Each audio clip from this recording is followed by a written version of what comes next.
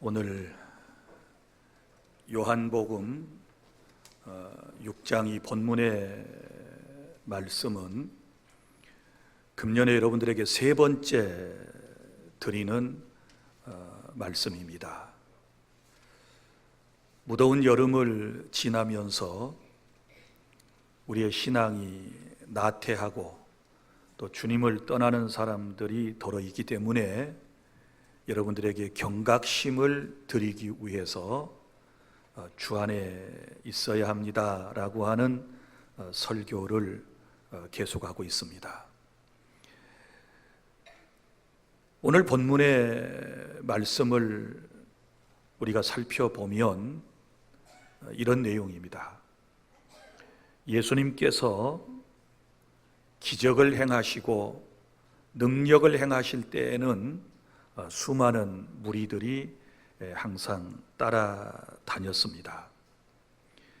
그들은 예수님이 행하시는 기적과 표적을 보고 열광했습니다. 오병이어의 기적, 그러니까 보리떡 5개 물고기 2마리를 가지고 5,000명을 먹이고 12바구니를 남게 하시는 놀라운 이적을 행하셨을 때 그들은 예수님을 자신들의 임금으로 삼으려고까지 했었습니다. 그런데 예수님께서 어느 날 설교하시는 말씀 가운데 이런 말씀을 하셨습니다. 나는 생명의 떡이다. 자기 자신을 떡이라고 말씀을 하셨습니다. 그리고 또 내 살을 먹고 내 피를 마셔야 산다. 요한복음 6장 53절에서는 예수님께서 그렇게 말씀을 하신 것입니다. 그러자 사람들은 당황하기를 시작했습니다. 이 말씀은 듣기 어려운 말씀이구나. 누가 이 말씀의 뜻을 이해하고 따를 수 있단 말인가? 그러더니 차츰 발걸음을 돌리기를 시작했습니다. 그 모습을 성경이 이렇게 기록을 하고 있습니다. 그때부터 제자 중에서 많은 사람이 떠나가고 다시 그와 함께 다니지 아니하니라. 66절에 이렇게 말씀을 기록했습니다. 안타까운 장면입니다. 예수님 곁에 있던 제자들까지 떠났다는 말씀입니다. 여기 제자라고 표현을 하고 있는데 이 사람들은 단순한 구경꾼들이 아니라 예수님을 따르던 무리, 곧 제자들이었습니다. 오늘 우리의 현실도 비슷합니다. 신앙을 시작했다가 여러 가지 어려운 시련과 그리고 고통 가운데서 교회를 떠나는 사람들이 많습니다. 예수님을 믿으면 잘 될 줄 알았는데, 예수님을 믿으면 행복할 줄 알았는데, 예수님을 믿으면 병 고침을 받고, 예수님을 믿으면 성공하고, 예수님을 믿으면 자신의 명망이 높아질 줄 알았는데 어쩌다가 삶의 어려운 일들을 직면하게 되었을 때 인생이 힘들어져서 발길을 끊어버리는 사람들이 있습니다. 교회 안에서도 시험과 갈등으로 낙심해가는 이들이 있습니다. 그런데 예수님께서는 많은 사람이 떠나가는 그 모습을 보시고 제자들에게 이렇게 질문을 하셨습니다. 너희도 가려느냐? 사랑하는 나의 제자들아, 너희도 저 사람들처럼 나를 떠나가려느냐? 이렇게 물으셨던 것입니다. 오늘 예배하는 이 현장에 주님의 음성이 우리에게 들려지는데 너희도 세상으로 가려느냐? 너희도 나를 떠나서 세상으로 다시 가겠느냐 라고 하는 질문이 우리에게 들려오고 있습니다. 사랑하는 여러분, 이러한 예수님의 물음 속에서 우리는 무엇이라고 대답할 수 있어야 하겠습니까? 오늘 본문 속 베드로의 고백처럼 대답할 수 있기를 바랍니다. 주여, 영생의 말씀이 주께 있사오니 우리가 주님을 떠나서 누구에게로 가겠습니까? 끝까지 주님과 함께하는 그런 은혜 속에 살아가는 저와 여러분이 될 수 있기를 바랍니다. 첫째, 오늘 66절, 많은 이들이 주님을 떠날 때에도 우리는 믿음을 끝까지 지켜야 하는 것입니다. 예수님 곁에 있었던 사람들이 떠났습니다. 기적이 있을 때는 몰려들었지만 배고플 때 떡을 먹기 위해서 베스다 광야에 수만 명의 사람들이 모여들었었지만 예수님께서 그들에게 천국의 복음을 심오하게 전하시고 그리고 십자가의 길을 말씀하시게 되었을 때 그들의 마음이 돌아섰습니다. 그들의 신앙은 너무 얕았습니다. 그들의 신앙은 기적만을 추구했습니다. 그들의 신앙은 떡만을 원하고 있었고 육신의 것만을 그들은 갈망하고 있었던 것입니다. 오늘날에도 이런 일들이 있습니다. 교회가 커지고 교회 프로그램이 화려할 때는 몰려오지만 자신에게나 교회 안에 어떤 어려움이 닥치면 떠나는 경우가 있습니다. 왜 그럴까요? 신앙의 본질을 붙잡지 못했기 때문에 그런 것입니다. 예수님은 여러분 구경거리가 아니라는 사실을 아셔야 합니다. 예수님은 우리의 생명이신 줄 믿으시기를 바랍니다. 예수님은 내가 곧 길이요 진리요 생명이다. 나로 말미암지 않고는 아버지께로 올 자가 없다라고 주께서 말씀을 하셨습니다. 그러면 왜 오늘날 많은 사람들이 믿음과 교회를 떠나고 있을까요? 오늘 성경과 오늘의 현실을 통하여 몇 가지를 정리를 해보도록 하겠습니다. 먼저는 현실적 기대가 무너지게 되었을 때 주님을 떠나게 됩니다. 당시 사람들이 원했던 것은 무엇입니까? 떡과 기적이었습니다. 그러나 예수님은 영생의 떡에 대하여 말씀을 하셨습니다.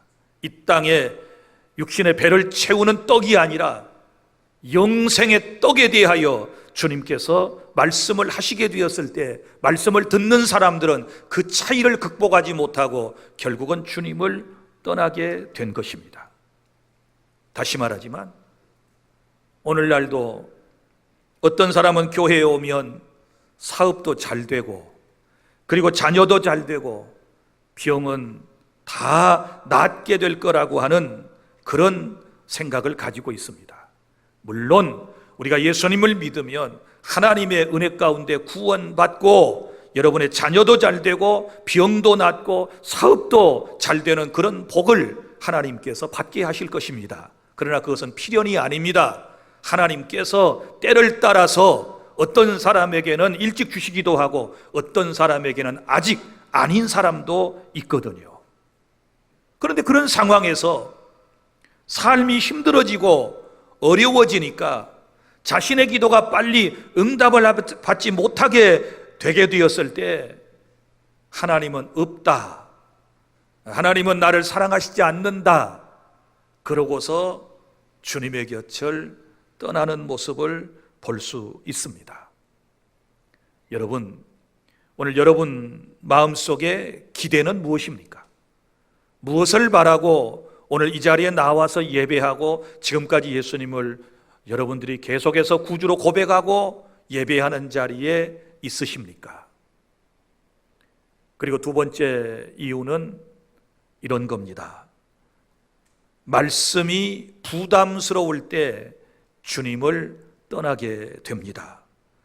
여러분 보세요. 예수님께서는 예수님을 따르려면 자기를 부인하고 자기 십자가를 지고서 나를 따라야 한다, 이렇게 말씀을 하셨습니다. 여러분, 이것은 말씀을 듣는 사람들에게 있어서 매우 부담스러운 말씀이었습니다. 보세요. 자기를 부인한다. 어느 공동체나 자기를 내세우려고 그러잖아요.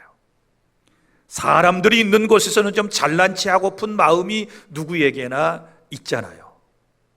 자기의 존재 가치를 은연중에 드러내는 사람들이 교회당 안에도 많이 있지 않습니까? 그리고 가끔 라떼는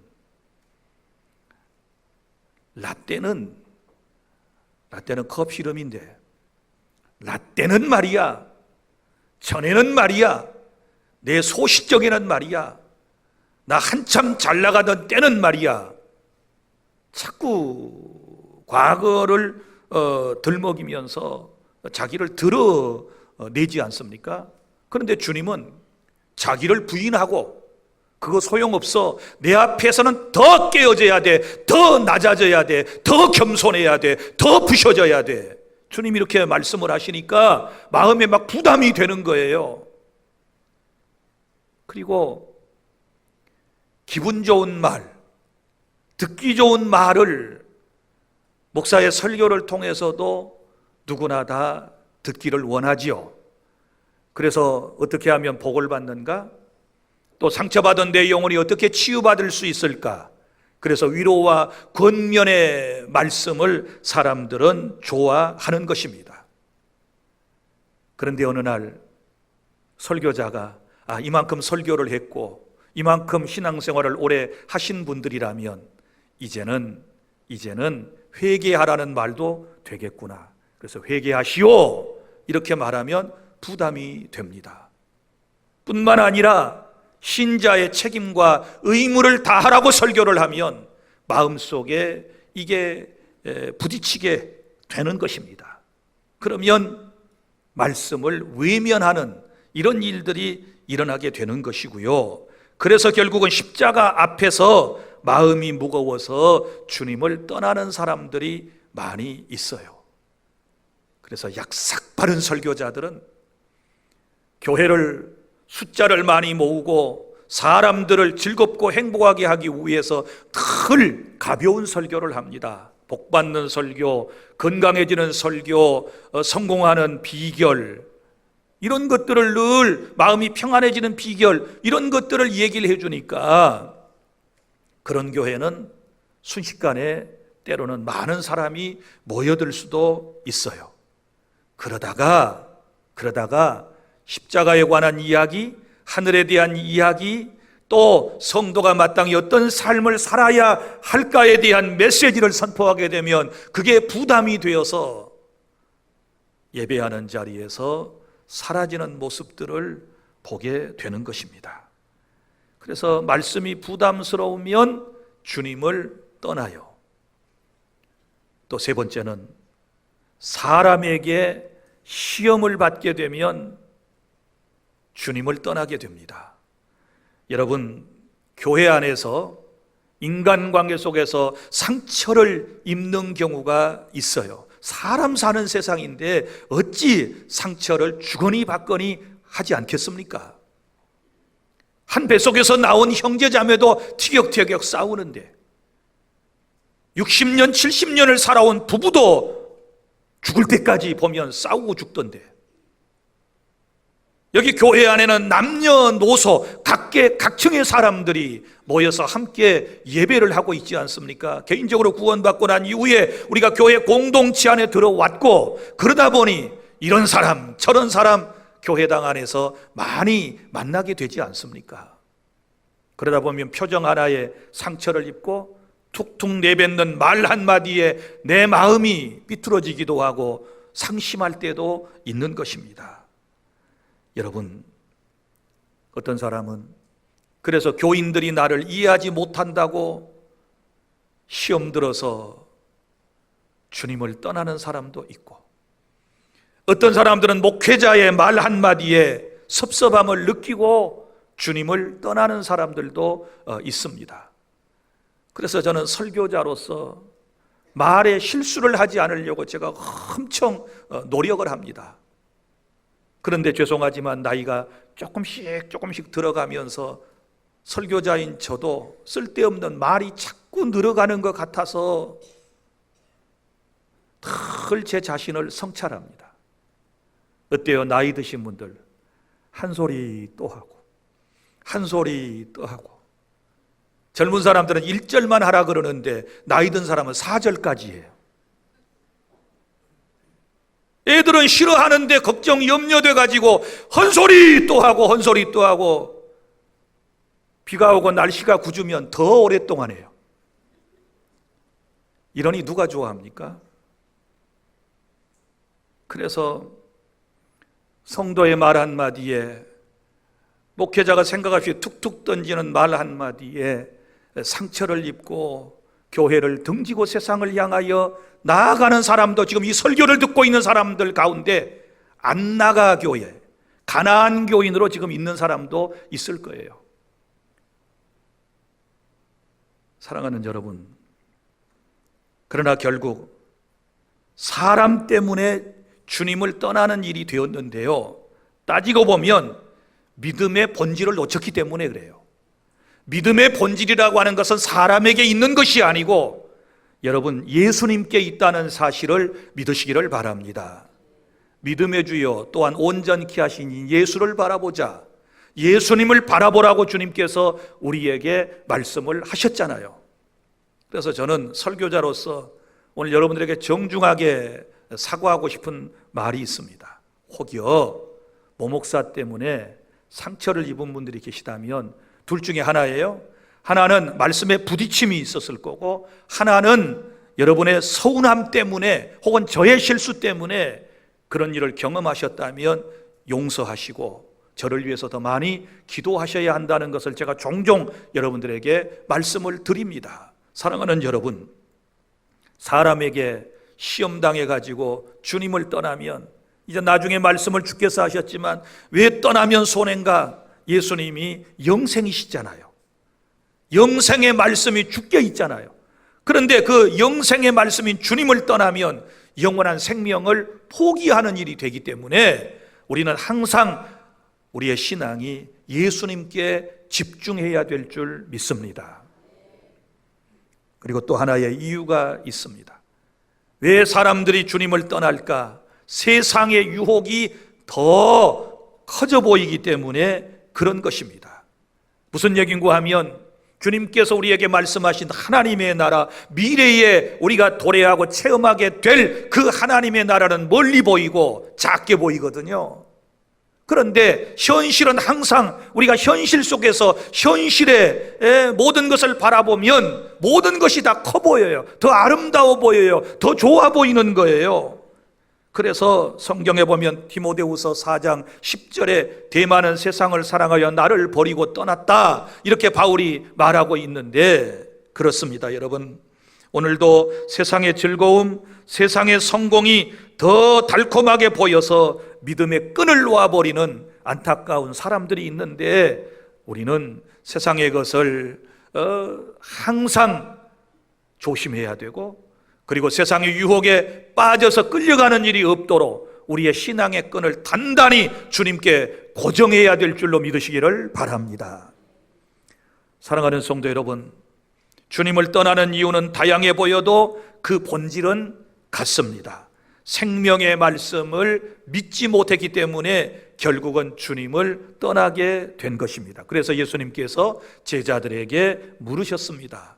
너희도 가려느냐? 너희도 가려느냐? 너희들도 저 사람들처럼 내 곁을 떠나겠느냐? 이렇게 주님께서 질문을 하실 때, 둘째, 저와 여러분은 이 주님 앞에 결단해야 될 줄로 믿으시기를 바랍니다.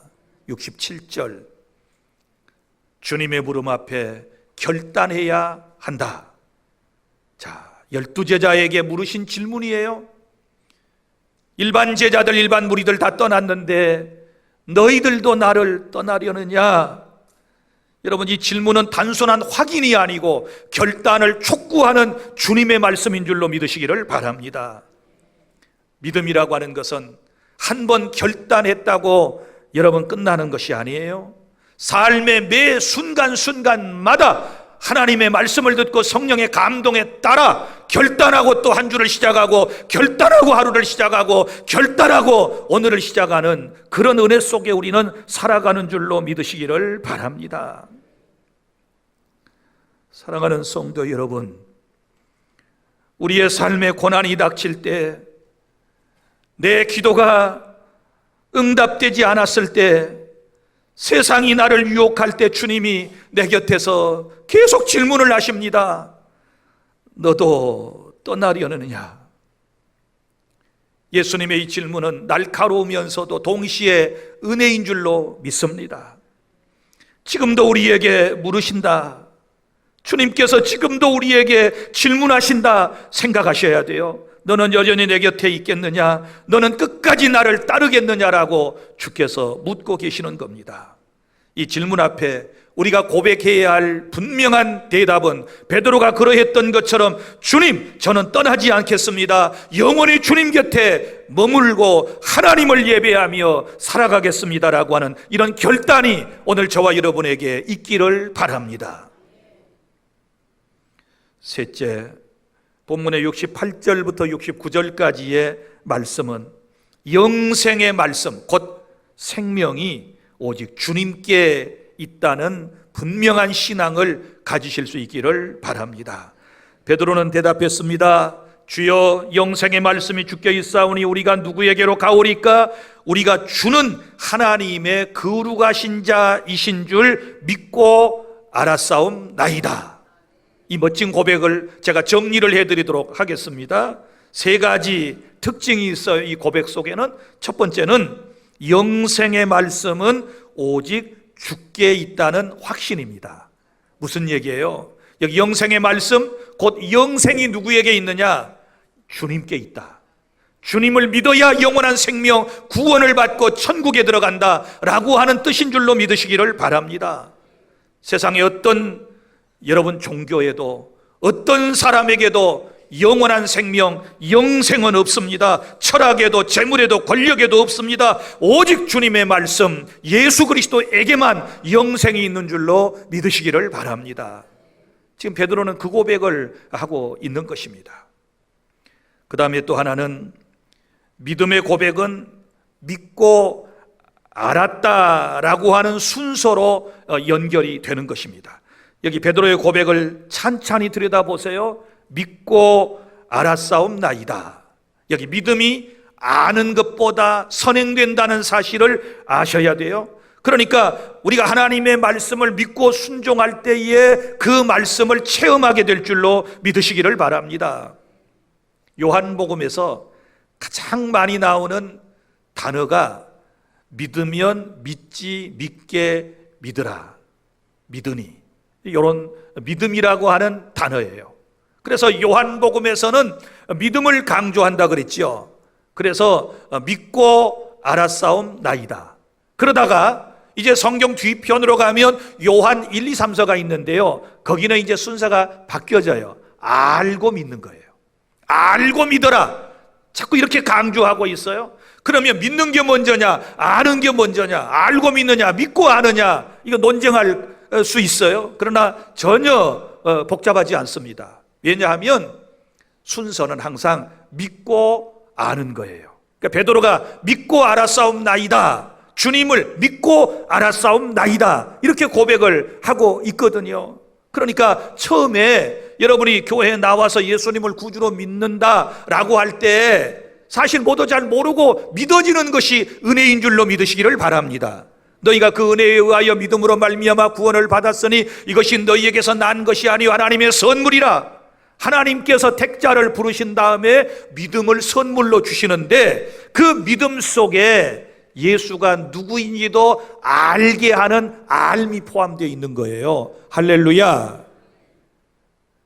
그래서 잘 모르는데 믿어지는 거는 성령의 은혜고 하나님의 은총인 줄로 믿으시기를 바랍니다. 그러니까 처음에 교회에 와서 나 이것도 몰라요, 저것도 몰라요, 알고 믿어야 되는데, 제가 언젠가 말씀드렸지요. 세상에 모르고 살아가도요 다 살아요. 다 알고 세상의 자연 이치를 다 알고 깨닫고 살아가는 인생이 얼마나 됩니까? 여러분, 비행기가 날아가는 원리를 잘 아십니까? 설명할 수 있나요? 자동차가 여러분 굴러가는 그 이유를 아시나요? 핸드폰이 어떻게 작동되는지 아시나요? 통신이 어떻게 되는지 여러분이 설명하실 수 있나요? 잘 몰라요. 그런데 우리는 활용하는 것 뿐이에요. 뭐로? 믿음으로. 마찬가지예요. 신앙의 길이 처음에 시작했을 때는 이것도 모르고 저것도 몰라요. 그러나 나중에 성령께서 알게 해주시고 깨닫게 해주실 줄로 믿으시기를 바랍니다. 그래서 시간이 지나고 난 이후에는 점점 우리의 성화의 과정 속에서 알고 믿게 되는 거예요. 믿습니까? 알고 나중에는 믿게 돼요. 그러니까 암과 믿음은, 믿음과 알은 동전의 양면선과도 같은 것인데 항상 시작은 뭐로부터 시작돼요? 믿음으로부터. 하나님께서 내게 예수님을 믿게 할 수 있는, 믿을 수 있는 그 믿음을 주신 것은 놀라운 하나님의 은혜인 줄로 믿으시기를 바랍니다. 할렐루야. 그 다음에 또 하나는 이런 말씀이지요. 예수님은 하나님의 거룩하신 자이십니다 라고 하는 신앙 고백이에요. 자, 베드로의 고백은 단순한 선생이 아니라 예수님이 어떤 분이시냐? 하나님의 거룩하신 자, 곧 하나님의 아들이시요 우리의 구주시요 구약에서 말하는 메시아라고 하는 사실을 그는 지금 믿고 있는 줄로 믿으시기를 바랍니다. 사랑하는 성도 여러분, 오늘 저와 여러분이 붙들어야 할 고백 딱 한마디입니다. 베드로처럼 영생의 말씀이 주께 있사오니 우리가 누구에게로 가오리까? 아멘입니까? 이것이 여러분의 고백이 되기를 원하십니까? 사랑하는 주 안의 성도 여러분, 말씀을 맺습니다. 오늘도 많은 사람들이 주님을 떠나고 교회를 떠나고 있습니다. 이유는 다양하다고 그랬습니다. 어떤 사람은 현실적 기대가 무너졌기 때문이고, 어떤 사람은 말씀이 부담스럽기 때문이고, 어떤 사람은 세상이 더 좋아졌기 때문이고, 어떤 사람은 사람 때문에 상처를 입었기 때문이고, 이런저런 얘기를 하지만 그 본질은 딱 한 가지입니다. 그것은 영생의 말씀을 믿지 못했기 때문에 그런 거예요. 깨달아지시면 아멘. 영생의 본질이 누구예요? 예수님이십니다.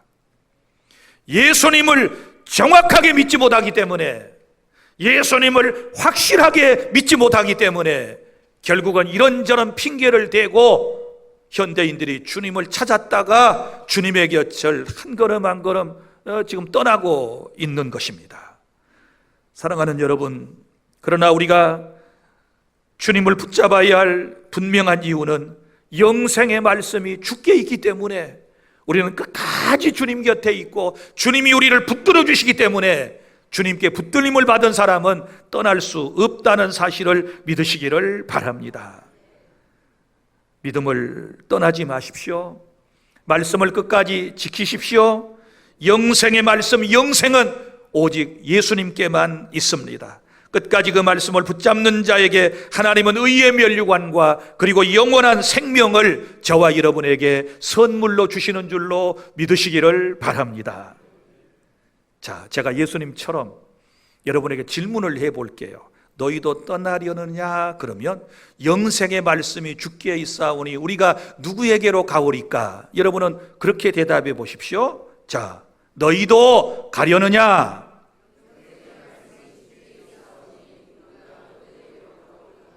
아멘. 우리는 아무데도 안 갑니다. 아무데도 갈 수 없습니다. 여전히 이 자리에서 하나님을 예배하며 영원한 천국에까지 이르는 그런 은혜가 우리 주 안의 모든 성도 여러분들에게 함께 하시기를 바랍니다. 기도하겠습니다.